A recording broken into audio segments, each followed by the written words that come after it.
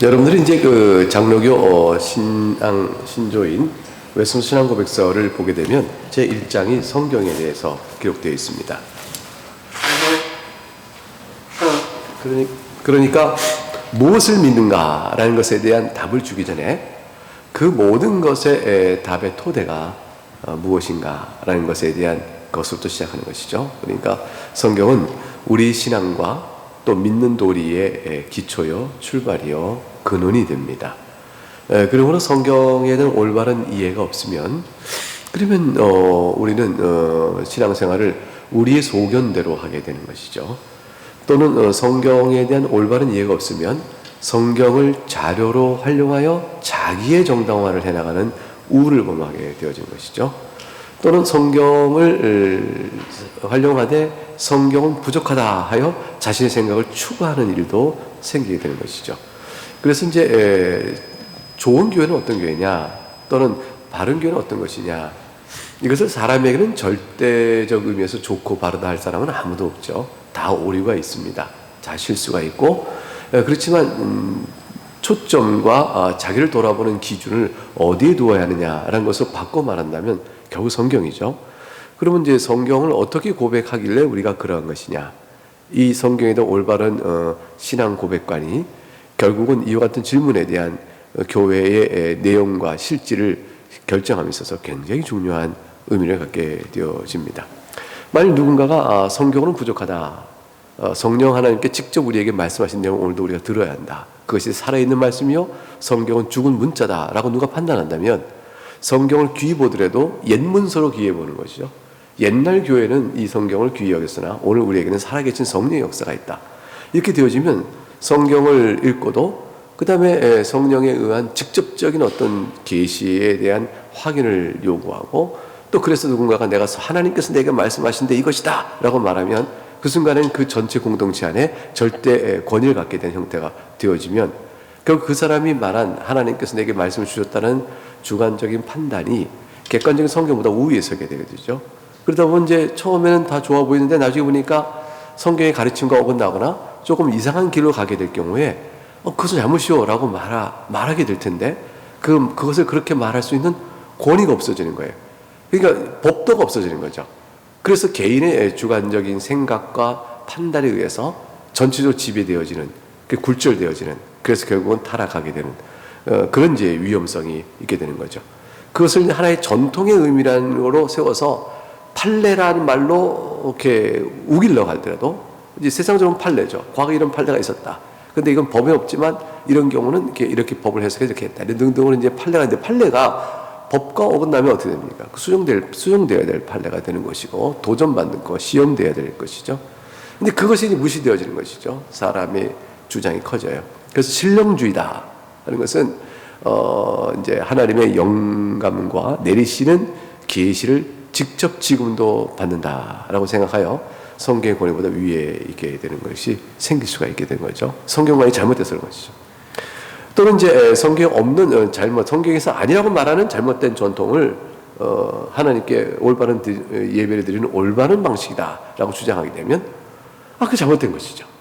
만일 우리가 예배당에다가 곳곳에 무슨 금송아지상도 놓고 얼마나 멋있냐, 사람들 들어올 때 얼마나 마음이 두렵게 되느냐, 하나님 앞에 오는 것은 두려운 것이다, 이런 식으로 말도 안 되는 얘기 주장하면서 예배당을 치장하고 예배의식을 이상하게 변질시키면 이게 맞는 거냔 말이죠. 이거 잘못된 거거든요. 그리고 어떻게 아느냐? 성경을 통해 아는 거죠. 성경을 이렇게 통해서 이렇게 안다는 것은 성경 자체가 하나님의 영감된 말씀으로 우리의 구원의 사실과 관련하여 충분하며 또 반드시 알아야 될 필요성인 것이다 라는 사실에 대한 고백. 그리고 성경은 왜 그렇게 되어 있냐면 영감된 말씀이기 때문에 그렇다, 이런 사실에 대한 고백으로 우리의 신앙과 행동의 최종적 규범이다, 이 사실을 확고히 믿지 않는 한 고쳐질 수 없는 그런 것들입니다. 인간은 성경에 따라 자기를 바꿔가는 일을 게을리하거나 싫어합니다. 그리고 거절합니다. 실제 한편으로는 성경에 빗대어 자기 의를 주장하려는 사람들은 성경 말하면서 결국 자기를 주장하는 악도 행하지만, 또 한편으로는 성경에 말하는 바가 꼭 그게 맞느냐? 그럼 그 당시에 맞는 거지. 라고 성경을 시대적 상대화 시켜버리거나, 그래서 이제 문화적 상대화 시키는 거죠. 성경도 시대와 문화의 산물이니 그 시대와 문화에 따라서 그렇게 기록되었을 뿐, 이게 오늘처럼 바뀐 시대, 이런 시대에서는 다르다라는 식으로 성경의 내용을 상대화시켜서 자기 주장을 관철하고 싶은 사람은 성경 말씀을 인정하나 그러나 라는 말, 그러나 이렇게 얘기함으로 인해서 굴절시킵니다. 그 그러나라는 생각을 해석이라고 얘기하는 거예요. 성경을 기록되었으나 해석은 이렇다. 성경을 해석하지 않는 사람이 어디 있냐? 해석이란 명분하에 성경을 절대적 권위를 상대화시키면서 나아가는 많은 시도들은 잘못된 것이죠. 성경관이 잘못된 것이기 때문에 그렇습니다. 성경의 말씀 속에는 물론 문화적 요소가 있습니다. 그러나 문화적 요소를 우리가 기계적으로 오늘도 꼭 지켜야 한다 이렇게 얘기하지 않죠. 성경의 중심 진리를 찾아감에 있어서 문화적 상대주의로 인해서 진리를 훼손하는 일을 경계하는 것이죠. 예, 그래서 이거 사실 성경을 어떻게 보느냐, 이건 굉장한 차이가 나는 거예요. 성경을 사람이 쓴 것이고 따라서 오류가 있을 수 있다라고 생각하는 그 순간부터는 성경은 결국 우리의 신앙과 행위에 최종적 권위를 갖지 못합니다. 그럼 무엇이 남겠습니까? 이게 참 기독교인 중에서 성경의 권위를 스스로 훼손하는 사람이 참 많아요. 참 얼마나 어리석은 거냐면, 기독교는 경전인 성경 위에 있지 성경을 떠나서는 기독교 존립 자체가 되지 않습니다. 우리는 주관적 신비주의, 그러니까 아무 경전도 없이 어느 교주의 말을 듣는 자들이 아니고 각각 임의로 이렇게 영적인 체험을 가지고 나가는 체험주의도 아니에요. 우리는 성경의 가르침에 따라 객관적 계시에 서서 거기에 가르침에 따라 우리의 행동과 사고를 수정해가며 나가는 자들인 거죠. 그래서 실제로 기독교가 성경을 이탈하면 불가능하고요. 불교도 불경 위에 서 있고 모든 종교는 사실 경전이 다 있어요. 그런데 이제 이상하리만큼 기독교인들이 근대 이후에 사실 뭐 그 전통은 옛날부터 있었지만 특별히 이제 계몽주의 이후에 근대사에서는 성경 말씀을 자꾸 하나님의 영감된 권위의 말씀이 그것을 훼손하는 기독교 자체 안에 신학의 이름으로 행하는 일들이 참 많습니다. 그래서 심히 안타깝죠. 합동신학대학원은 거기서 단호합니다. 성경 하나님의 말씀입니다. 이 철저한 확신과 증거 위에서 신앙을 가르치고 신앙을 가르쳐 나갑니다. 그러니까 누군가는 그러죠. 합동신학대학원은 16, 17세기의 사람들이다. 이렇게. 우리는 16, 17세기 사람이 아니에요. 21세기 사람이지. 근데 왜 그러냐 했더니 성경은 옳다고 말한다는 것 때문에, 그 고집 때문에 그런 것이죠. 그래서 적용과 해석은 말씀의 성경관에 철저해야 되고요. 적용은 컨텍스트인 오늘날 상황을 돌아봐야 합니다. 그래서 해석에 충실하지 않으면, 본문에 충실한 해석이 아니면 적용은 성경대로 살아가는 삶을 이끌어낼 수가 없는 거죠. 네, 그런 내용의 취지를 우리가 마음에 두고 오늘 3장의 내용을 간략하게 살펴보겠습니다. 성경은 최종적 권위입니다. 닭이 먼저냐 달걀이 먼저냐, 어느 게 먼저 같습니까? 여러분 어느 게 먼저 같아요? 이거 한번 물어볼게요. 어느 게 먼저 같아요? 저는 이게 뭐 답이 없다고 생각했는데 지금은 답이 있다고 생각하는 사람입니다. 뭐가 먼저냐면 닭이 먼저입니다. 닭이. 왜 닭이 먼저일까요? 하나님이 닭을 먼저 창조하셨을 것 같아요. 하나님이 달걀을 창조하시고 달걀에서 닭이 나와라 이렇게 안 하셨고, 하나님이 닭을 먼저 딱 창조하시고 그 다음에, 사람도 뭐냐면 아담 하와를 먼저 만드시고 그 다음에 후손을 만드셨잖아요. 그러니까 모든 생물을 종류대로 만드시고 그 종류대로 번식하는 과정에 혹은 새끼로 혹은 알을 낳는 방식들이 있게 된 거죠. 그러니까 제가 볼 때는 닭이 먼저가 맞습니다. 이거 뭐 그냥 똥단 같은 얘기인데, 중간에 63쪽 중간에 보면 닭이 먼저냐 달걀이 먼저냐 질문은 개신교 종교계의 토대적인 쟁점을 연상시킨다. 카톨릭 교회 안에는 두 가지 동등한 권위 원천이 있다고 생각했다. 하나는 전통이요, 하나는 성경의 성격인데 이것이 전적으로 교황에 달려있다. 교황의 무호설, 교황 무호설은 교황이 한 개인으로 흠이 없다는 뜻이 아니고 교황이 교황의 보좌에 앉아서 이것이 옳다라고 교리적 선포한 일은 무호하다라고 선언하는 거죠. 그런데 교황의 교리 해석권, 교황의 성경 해석권이 무호할 수 있는가? 그것은 성경에서 통제받지 않는가? 이런 질문이 나오죠. 근데 이제 교황이 교리로 선포한 것들이 무수한 오류들이 지금 역사 속에 다 드러나고 있고, 또 지금 뭐 이미 다 밝혀진 것들이 많아서, 뭐 그거를 갖고 우리가 이렇게 무엇을 할 수 없는데, 로마 캐톨릭은 이제 그런 이해를 갖고 있죠. 결국 로마 캐톨릭은 교회와 성경 관계를 할 때, 교회가 성경을 낳았다. 여러분, 교회가 성경을 낳았어요? 성경이 교회를 낳았어요? 그것은 실제로 예수 그리스도께서 교회를 낳으셨습니까? 교회가 예수 그리스도를 낳았습니까? 이렇게 물어볼까요? 그럼 예수 그리스도는 교회 안에서 나오셨어요. 왜냐하면 사람으로 오실 때 다윗의 후손으로 오시기 때문에 다윗은 교회 안에 있는 자고 다윗의 후손 또한 교회 안에 있죠. 그러니까 예수님은 요셉과 마리아 몸에서 나셨기 때문에, 그렇기 때문에 사실 마리아가 교회 안에 있으니까 교회가 예수 그리스도를 낳았다, 이렇게 설명될 수 있는 거죠. 그러나 사실은 예수님은 교회를 세우기고 영원 창세전에 교회를 세우시고 모든 교회의 토대로서 이미 교회의 머리세요. 그런데 인성을 가지고 메시아로 오시기 위한 과정 속에서 교회를 통하여 오시는 것이지, 그분이 교회가 먼저 있고 메시아를 교회가 낳은 것이 아닙니다. 결국 메시아가 있고 교회가 있고 그 교회를 통해서 이루신 메시아 사역을 위해서 인성을 따라 오시는 것 뿐이죠. 마찬가지예요. 성경과 교회 관계도 그렇습니다. 교회가 성경을 인정하는 것 뿐이고 어느 것이 성경인가를 가려내는 분별의 결정을 교회를 통해서 하나님이 하게 하셨어요. 그러나 이미 성경이 있으므로 교회가 있는 것이죠.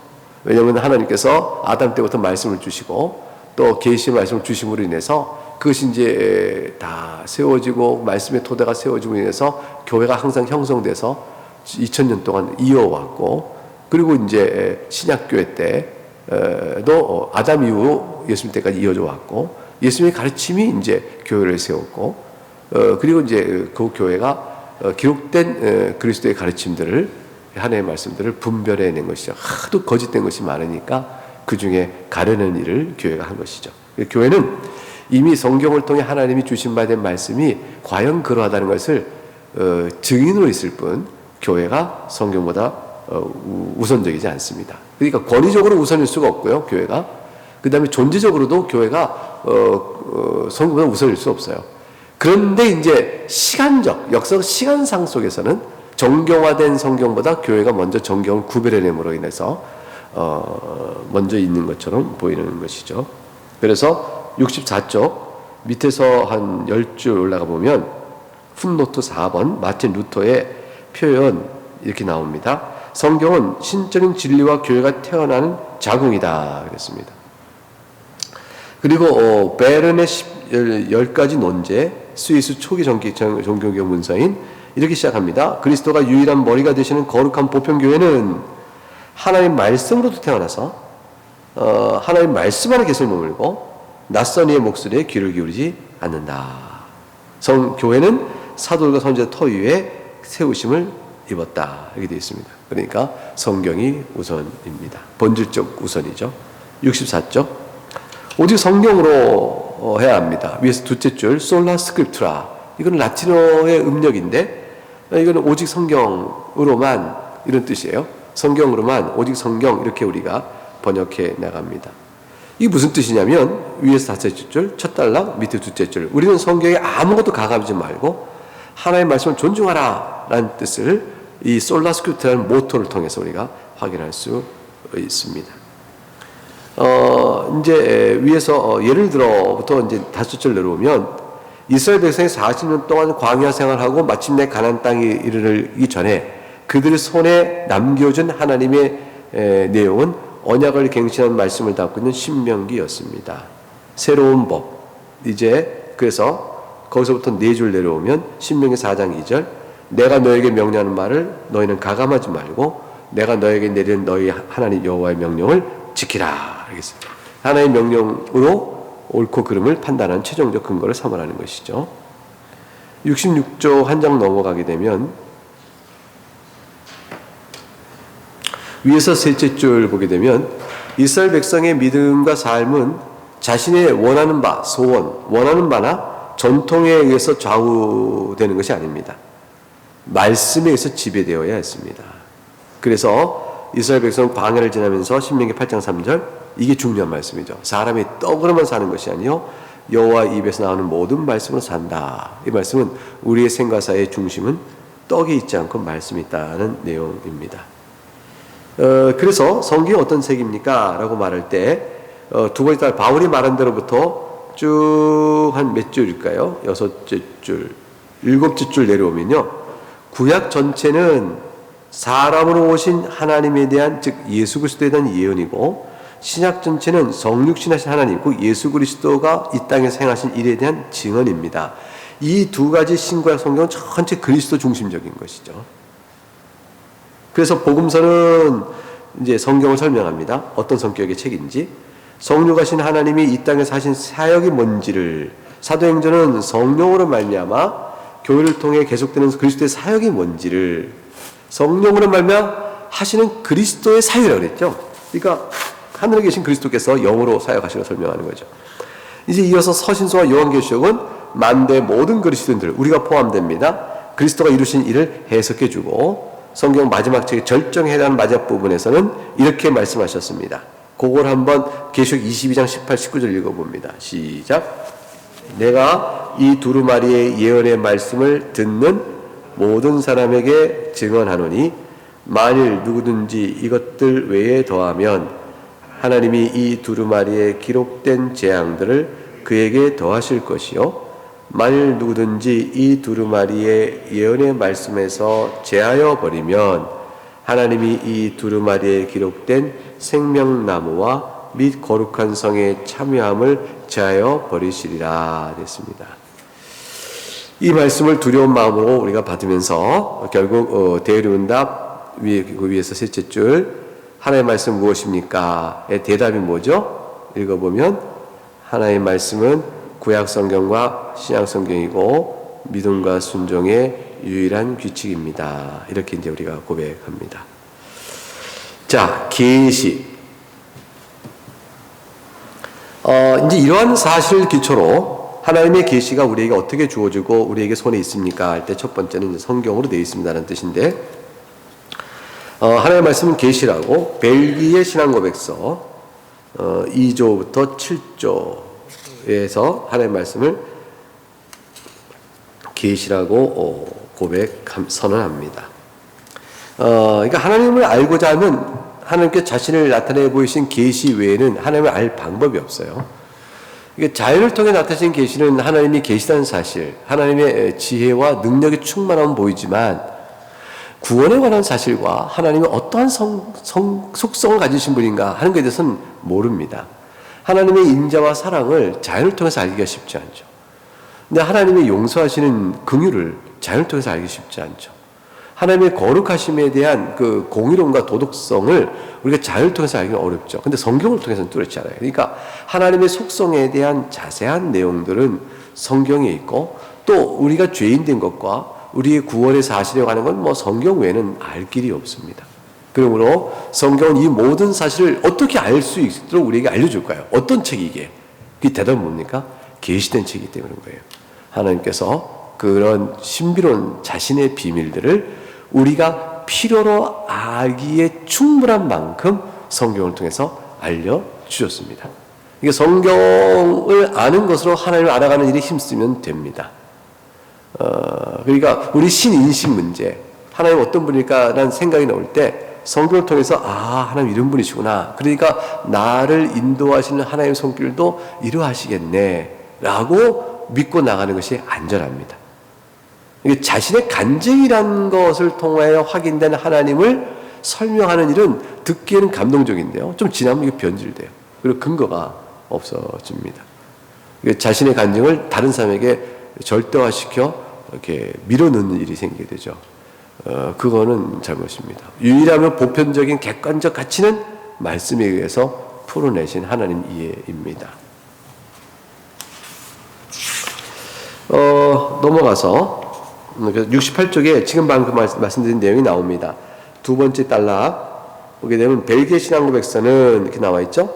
그 다음에 이제 웨스문 신앙고백서는 하고 그 다음 주에 나옵니다. 웨스문 신앙고백서는 성경에 계시는 하나님이 어떤 분이신지를 말하기도 전에 하나님 자신을 계시하신 말씀의 실제성을 고백하고 시작한다. 그래서 이제 거기에 나와 있는 내용 1장 1절 본성의 빛부터 한번 읽어보죠. 시작. 본성의 빛과 창조와 섭리의 역사가 하나님의 선, 지혜, 능력을 사람들이 핑계할 수 없을 만큼 분명하게 나타냄에도 불구하고 이런 계시로는 구원의 필수적인 하나님에 대한 지식과 하나님의 뜻에 대한 지식을 얻기에 불충분하다. 그러므로 하나님은 여러 시대, 여러 방식으로 자신을 계시하고 자신의 뜻을 교회에 선언하시기를 기뻐하셨다. 예, 이게 중요한 우리의 신앙의 토대입니다. 그래서 69쪽에 첫 번째 단락의 6째 줄이죠. 기독교를 다른 종교와 왜 다르다고 합니까? 그러면 하나님께서 자기를 계시하신 성경으로 인해서 서로 다릅니다. 이렇게 얘기가 됩니다. 그러면 이 계시 말씀이 어떻게 기록되어집니까? 그럴 때 하나님의 영감으로 기록되어져서 우리에게 주어졌습니다. 이제 그게 위에 두째 줄, 이 계시는 사람의 뜻이 아니라 성령의 감동을 받은 거룩한 사람들이 말한 것입니다. 하나님의 감동으로 하나님 입에서 나온 말씀을 받아 적은 것입니다. 69쪽 밑에 둘째 줄, 하나님 계시는 인격적이다. 우리에 대한 하나님 인격적으로 세심한 사랑 때문에 넘어가서 책으로 보존되어 있습니다. 웨스문 신앙고백서에 왜 책으로 이렇게 기록됐냐 할 때 변질되기 때문에 그렇다고 했어요. 그래서 이제 70조 중간 단락 위에 하나님의 지시에 따라 첫 번째 단락 나오죠. 거기서부터 하나 둘 셋 넷 넷째 줄 가게 되면 1장 1절의 내용이 다시 인용되어 있어요. 하나님은 여러 시대 여러 방식으로 자신을 계시하고 자신의 뜻을 교회에 선언하기 기뻐하셨다. 이후에 이게 참 중요해요. 이 진리를 더 잘 보존하려고, 더 잘 전파하시려고 육체의 부패와 사탄과 세상의 적이로부터 교회를 보호해야 될 거 아니에요. 확실히 세우고 위로하기 위해서. 그래서 이 같은 진리 전체를 기록하기 위해서 기뻐하셨으니 그 기록하기 기뻐하신 뜻대로 하나님이 은혜를 베푸신 것, 능력을 베푸신 것, 그게 영감이에요. 그래서 성경에 저자들이 있잖아요. 모세오경, 모세. 또 뭐 이렇게 저자들이 있어요. 시편도 저자가 다 있고. 그 마태 보면 마태가 쓴 거죠. 자, 그럼 이렇게 이 사람의 저자를 사용하셨지만 그 저자를 통해서 쓰여진 그런 영감된 글이기에 하나님께 진리 자체를 보존해 놓으셨습니다. 그래서 어떤 단어를 쓸 건지도 하나님께서 그 저자의 성질을 이용하여 그대로 진리를 정확히 발견하도록 하셨어요. 그 저자의 인격성, 저자의 개성이 없는 게 아니고 개성이 드러납니다. 개성이 그곳에 있지만 그 개성으로 인해서 진리됨이 제한을 받지 않도록 하나님께서 인도하신 것이죠. 그래서 베드로 서신의 문서상의 특징은, 문학적 특징은 바울의 글과 문학적 특징이 다릅니다. 좋아하는, 잘 쓰는 어휘 또는 말투 이런 등등, 또 구문의 특성 이런 차이가 나거든요. 그래서 베드로 서신을 잘 연구한 사람이 바울 서신을 보게 되면 이게 차이가 나네 서로 이렇게 확인돼요. 지금 우리는 비슷해 보이지만 그 문체 연구자들은 다 확인하는 거죠. 그래서 이 차이가 있음에 불구하고 성경은 동일하게 영감된 겁니다. 이 차이는 뭘 뜻하느냐? 베드로나 바울이 타이프라이터처럼 자기도 모르게 러러러 친 게 아니라는 거죠. 그러니까 소위 영감 받아서 자기도 모르게 이렇게 했더니 글이 됐다 이렇게 된 글이 아니고 바울이 고민하고 기도하고 쓰는 거죠. 또 바울이 말해주면 옆에서 받아 적는 거죠. 베드로 똑같은 거예요. 그래서 하나님께서 그들을 사용하여 그대로 영감되게 하셨습니다. 이런 영감의 사건은 성경 외에 다른 데는 없습니다. 성경 외에는 다른 데 없습니다. 인간이 영감받았다 해서 소설 쓸 때 소설 영감, 시적 영감, 시인이 단어 하나를 찾기 위해서 고민하다가 어느 순간 번뜩 그 단어가 다 찾았다든가, 표현에 적합한 단어가 없어서 막 고민하다가 탁 떠올랐을 때 시적 영감이 떠올랐다, 이렇게 또 표현하고 싶은 어떤 영감이 떠올랐다, 이런 식의 거는 다른 거예요. 그거는 이제 인간에게 주어진 어떤 순간 떠오르는 통찰과 감흥과 이런 감각적인 자극이고요. 성경에 영감됐다는 것은 하나님의 입으로, 하나님의 숨결로 적게 하셨다는 뜻입니다. 그래서 성경은 함부로 볼 책이 아니죠. 우리가 보는 성경은 이제 역본입니다. 번역본이기 때문에 번역의 차이가 나서 성경이 서로 우리가 보는 성경이 개역 개정입니다만 이전에 개역 한글이 있었고 새 번역 있고 캐톨릭에서 번역한 공동 번역도 있고 우리나라도 번역 몇 개가 있어요. 이제 그 번역상은 다 원문을 번역하는 과정 속에 우리만의 역본적 차이인 것이고요. 따라서 성경의 무호성을 설명하고 신앙과 교리를 세워갈 때는 이제 원문을 봐야 되는 거죠. 근데 원본은 없어요. 원본은 없고 사본들만 있어요. 많은 사본들 통해서 가장 원본에 가까운 것을 이렇게 구상해내서 그 원본들 구상해낸 사본들을 통해 편집된 성경은, 신약은 헬라어, 구약은 히브리어와 일부 아람어 이렇게 돼 있죠. 그걸 통해서 들어가죠. 그러면 그 언어를 익혀서 그 언어를 통하여 사본에서 모아놓은 성경 편집본을 가지고 연구해 나갑니다. 원본이 없으니까 절대 무엇하고 말할 때 사본상에 오류가 있을 수 있잖아요. 베낄 때 그 오류가 있을 수 있죠. 그래서 어떤 부분은 결국 결정나지 않은 채 아직 남아있는 것들이 있습니다. 왜냐하면 사본들 사이에 서로 차이가 날 때 해결이 안 된 것들이 있을 수 있어요. 그래도 불구하고 우리가 하나님의 말씀을 무엇다라고 말하고 우리가 하나님을 알아가는 일에 또 구원과 신앙에 있어서 필요하면 모든 사실이 다 충분히 있다라고 말할 수 있는 까닭은 무엇인가? 사본이 너무 많아서 그렇습니다. 사본이 너무 많아서 이렇게 그걸 통하여 확실하다고 느끼는 걸 추려 모아서 편집한 성경의 편집본 자체가 그 성경의 원본의 내용의 반영도를 90% 이상을 반영한다. 98% 이렇게 확실할 수 있다. 얘기할 수 있습니다. 근데 이것은 뭐냐면 사본이 많으면 원본의 주의를 파악하는 데 도움이 되는 거죠. 이게 근데 제가 흔히들 얘기하는 것이 수능 보고 난 다음에 수능 문제지는 유출될 수 없는, 밖으로 나갈 수 없는데, 그러나 이제 학원에서는 다 안다. 수험생도 기억이 도와서 쫙 문제 적어내는 거죠. 하죠.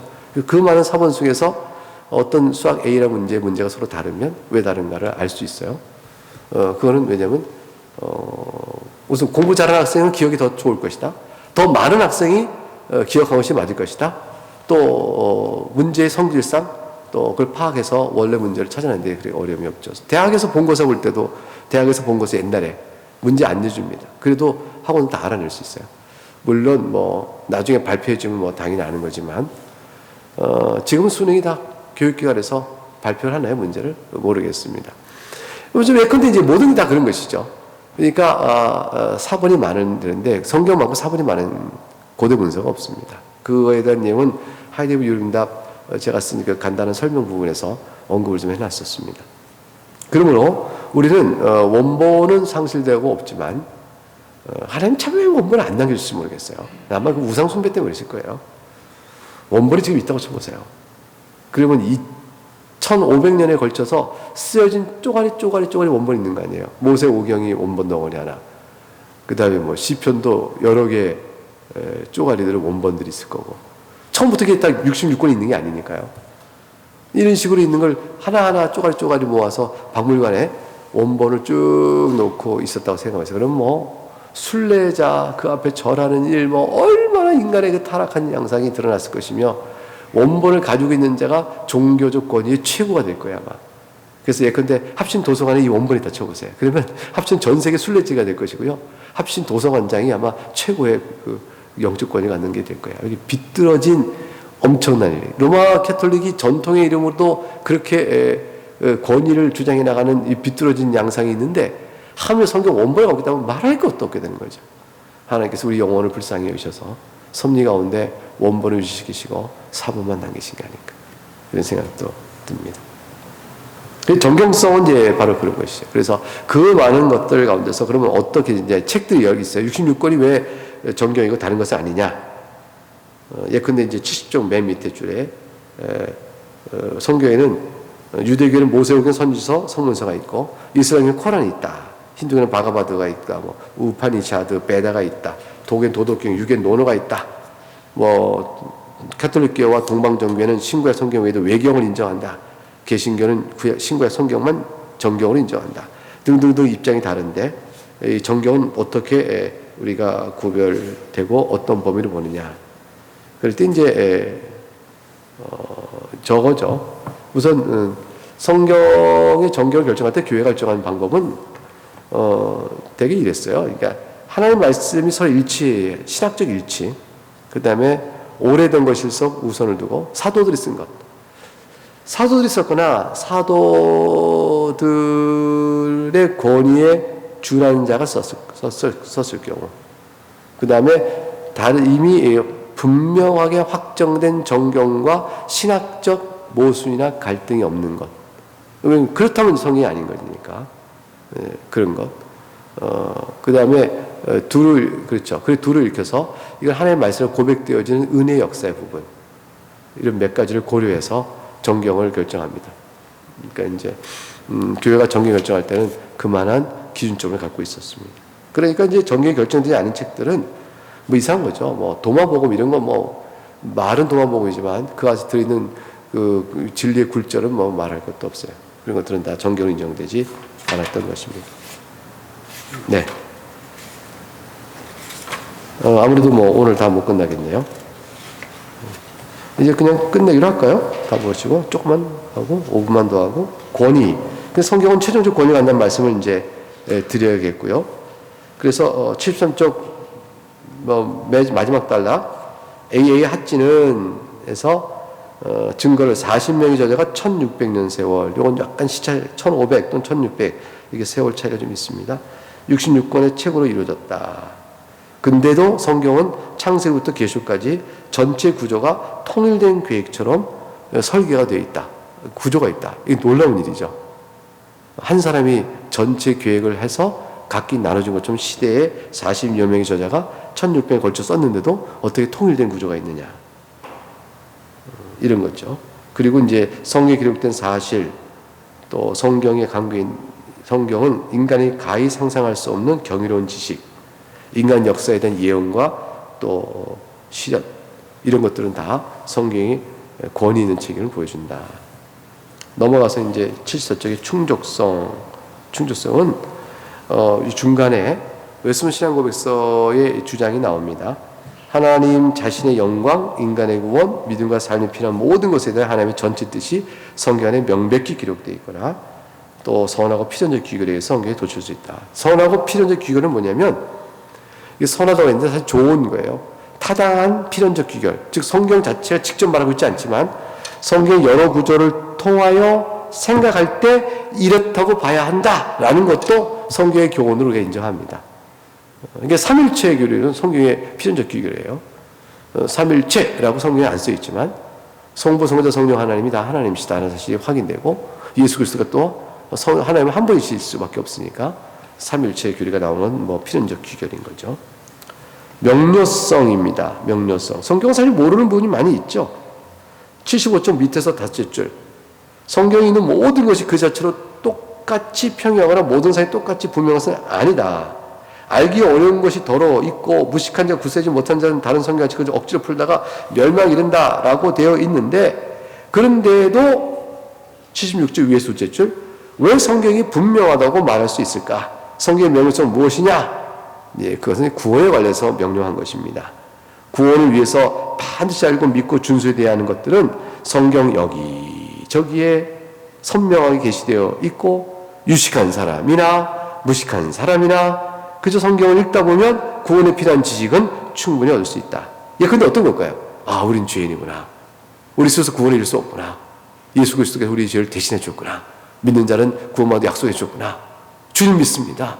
이렇게 하는 구원의 지식은요. 그리고 우리가 구원하신 것은 죄인을 구원하실 때 우리를 또 하나님 뜻대로 거룩히 살도록 원하시는 거구나.